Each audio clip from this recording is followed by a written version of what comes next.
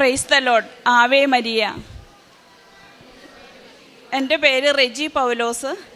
എനിക്ക് പ്രത്യക്ഷീകരണ സാക്ഷിയായി അമ്മ മാതാവിൻ്റെ മധ്യസ്ഥ ശക്തിയാൽ ഇവിടെ സാക്ഷ്യം പറയാനായിട്ട് നൽകിയ വലിയ കൃപയ്ക്ക് ദൈവത്തിനും അമ്മ മാതാവിനും നന്ദി പറഞ്ഞുകൊണ്ട് ഞാൻ 2021 ഡിസംബർ 9 ഉടമ്പടി ആദ്യമായിട്ട് എടുത്തത്. എനിക്ക് ഒരു വർഷമായിട്ട് ഭയങ്കര ബ്ലീഡിങ് ആയിരുന്നു. ഞാൻ ദുബായിൽ ജോലി ചെയ്തുകൊണ്ടിരിക്കുമായിരുന്നു. അപ്പോൾ ജോലി ചെയ്തപ്പോൾ എനിക്ക് ലാസ്റ്റായപ്പോൾ ഒട്ടും ജോലി ചെയ്യാൻ പറ്റാത്തതുകൊണ്ട് റിസൈൻ ചെയ്ത് പോന്നതായിരുന്നു. അപ്പോൾ ഇവിടെ ഒരു കൂട്ടുകാരി പറഞ്ഞാണ് ഉടമ്പടി ആദ്യമായിട്ട് എടുത്തത്. അങ്ങനെ ഉടമ്പടി എടുത്ത് പ്രാർത്ഥിച്ച് 2ാമത്തെ ആഴ്ച ആയപ്പോഴേക്കും ഒരു വർഷത്തോളം ഹെവി ബ്ലീഡിങ് ആയ എനിക്ക് വളരെ ആശ്വാസം 2ാമത്തെ ആഴ്ച ആയപ്പോഴേക്കും തോന്നി. പിന്നത്തെ മാസം ആയപ്പോഴേക്കും ഫെബ്രുവരി 15 2022 രാത്രി 2 മണി തൊട്ട് എനിക്ക് ഭയങ്കര പെയിൻ, ഒട്ടും സഹിക്കാൻ പറ്റാത്ത വിധം വേദനയായിരുന്നു. തല കറങ്ങുകയും ചെയ്യും എനിക്ക്. അപ്പോഴും എൻ്റെ മനസ്സിൽ 5:30 പ്രാർത്ഥന ഞാൻ എങ്ങനെ ചെല്ലും? എൻ്റെ മാതാവ് എന്നെ സഹായിക്കണം, എൻ്റെ ഉടമ്പടി മുടങ്ങുമല്ലോ, എനിക്ക് പ്രാർത്ഥിക്കാൻ പറ്റാതെ ആവുമല്ലോ, എനിക്ക് ശക്തിയില്ലല്ലോ എന്ന് പറഞ്ഞ് ഞാൻ ഭയങ്കരമായിട്ട് വിഷമിച്ച് അമ്മയോട് ഇങ്ങനെ പറഞ്ഞുകൊണ്ടിരുന്നു.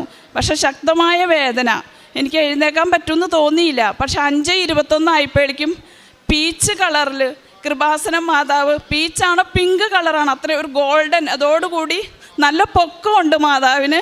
കവിളി വസ്തു ഒരു ഇച്ചിരി കൂടി വളരെ ഗ്രേസായിട്ട് അമ്മ മാതാവ് എൻ്റെ കൈ പിടിച്ച് കൊണ്ടുപോയി 5:30 പ്രാർത്ഥനയ്ക്ക് തിരി കത്തിക്കാൻ വേണ്ടി.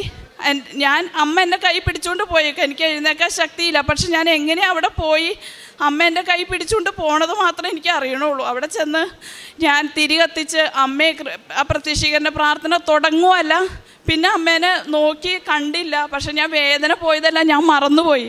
പ്രാർത്ഥനയെല്ലാം കഴിഞ്ഞിട്ട് ഞാൻ നോക്കുമ്പോൾ അയ്യോ എൻ്റെ വേദന പോയല്ലോ. എനിക്ക് വളരെ സുഖം കിട്ടിയൊരു അനുഭവമായി. പിന്നെ ഇപ്പം 2 വർഷം 3 മാസം ഇതുവരെ നോർമലായിട്ടാണ് പീരീഡ്സ്. അന്ന് തൊട്ട് സുഖമായതാണ്. പിന്നെ ഉടമ്പടി എടുത്തതിന് ശേഷം പ്രാർത്ഥിക്കുമ്പോൾ അമ്മ മാതാവിൻ്റെ ഹൃദയം, ഈശോയുടെ ഹൃദയം, 2 ഹൃദയവും അടുത്ത്. അമ്മ മാതാവിൻ്റെ ഹൃദയത്തിൻ്റെ തൊട്ടു മുകളിലാണ് ഈശോയുടെ ഹൃദയം. അങ്ങനെ മാതാവ് ഇങ്ങനെ പറയണത് മുഴുവൻ ഈശോയുടെ ഹൃദയത്തിലേക്ക് പോകുന്നതായിട്ട് പല പ്രാവശ്യവും പ്രാർത്ഥിക്കുമ്പോൾ കാണുമായിരുന്നു. പിന്നെ എൻ്റെ കുടുംബത്തിൽ ഒരു പ്രശ്നം ഉണ്ടായിരുന്നു. 7 വർഷമായിട്ടുണ്ടായ ഒരു വലിയ പ്രശ്നമായിരുന്നു. അപ്പോൾ ഈ ഉടമ്പടി എടുത്തപ്പോൾ തന്നെ ഞാൻ ആദ്യം കാണുന്നത് അമ്മ മാതാവ് എൻ്റെ വീടിൻ്റെ 3ാമത്തെ സ്റ്റെപ്പിൽ വന്ന് നിൽക്കുക. അപ്പം ഞാൻ ആദ്യം ഓർത്തു, ഇതെന്താ ഇങ്ങനെ കാണുന്നത്? ഇങ്ങനത്തെ അനുഭവം ആദ്യമായിട്ടാണ്. ചെറുപ്പം മുതലേ മാതാവിനോട് ഈശോനോടും വളരെ ഭക്തിപൂർവ്വം തന്നെ ജീവിക്കാനുള്ള കൃപ കിട്ടിയിട്ടുണ്ട്. പല പ്രാവശ്യം മാതാവ് ഈശോനെയൊക്കെ കണ്ടിട്ടുണ്ട് പ്രാർത്ഥനയിലൊക്കെ. കൃപാസന മാതാവിന് ഉടമ്പടി എനിക്ക് ആദ്യം അറിയില്ലായിരുന്നു. അങ്ങനെ ഉടമ്പടി എടുത്തതിന് ശേഷമാണ് കൃപാസന മാതാവിനെ കുറിച്ച് അറിഞ്ഞതും കൃപാസന മാതാവിൻ്റെ പ്രത്യക്ഷീകരണം കാണാൻ പറ്റിയതും. അപ്പോൾ അമ്മ വന്ന് വീടിൻ്റെ 3ാമത്തെ ഈ സ്റ്റെപ്പിൽ നിൽക്കുവാണ്. പിന്നെ ഞാൻ അന്ന് വീട്ടിലേക്ക് പോകാൻ വേണ്ടി പ്രശ്നം പരിഹരിക്കാനായിട്ട് 7 വർഷമായിട്ട് പരിഹരിക്കപ്പെട്ടില്ല.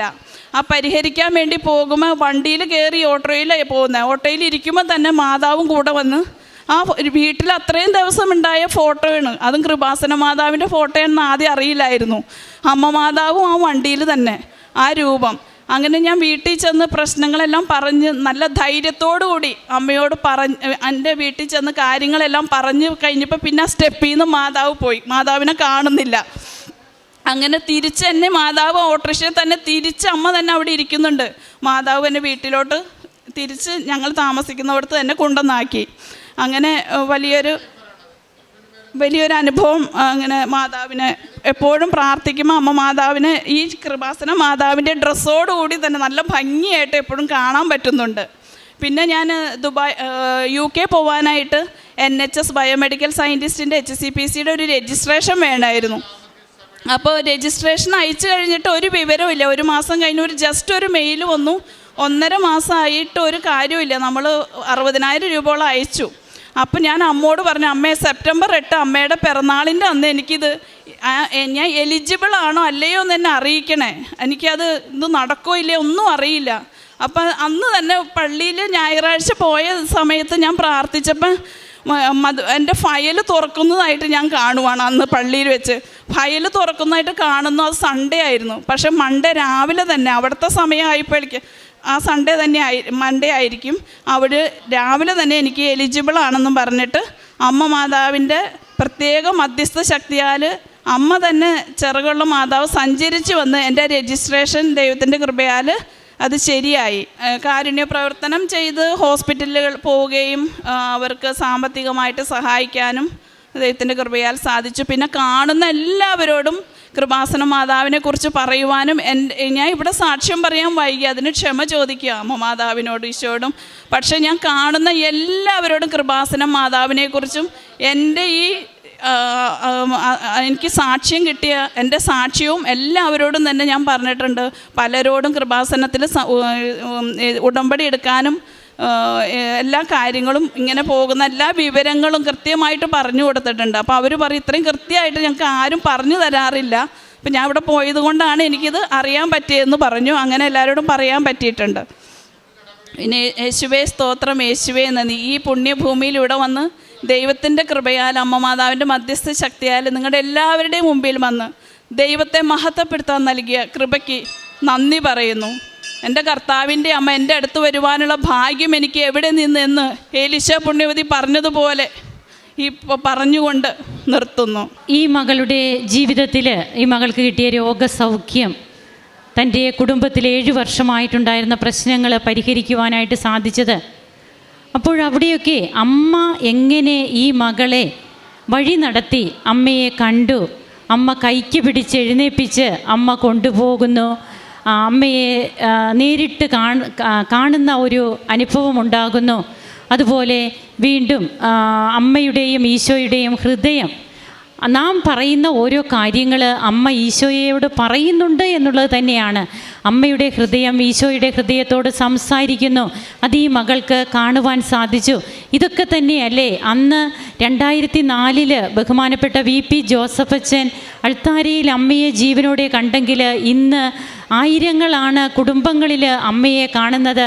അമ്മ വന്ന് അവരോട് സംസാരിക്കുന്നു, അമ്മ അവരെ നടത്തുന്നു. ഈ കഴിഞ്ഞ ദിവസം തന്നെ വേറൊരു സാക്ഷ്യം ഈ അൾത്താരയിൽ പറഞ്ഞു. തളർന്ന അവസ്ഥയിൽ കിടന്ന ഒരു മകളെ അമ്മ കൈക്ക് പിടിച്ച് അടിവെച്ച് ആ മകൾ നടക്കുന്നതായിട്ട്.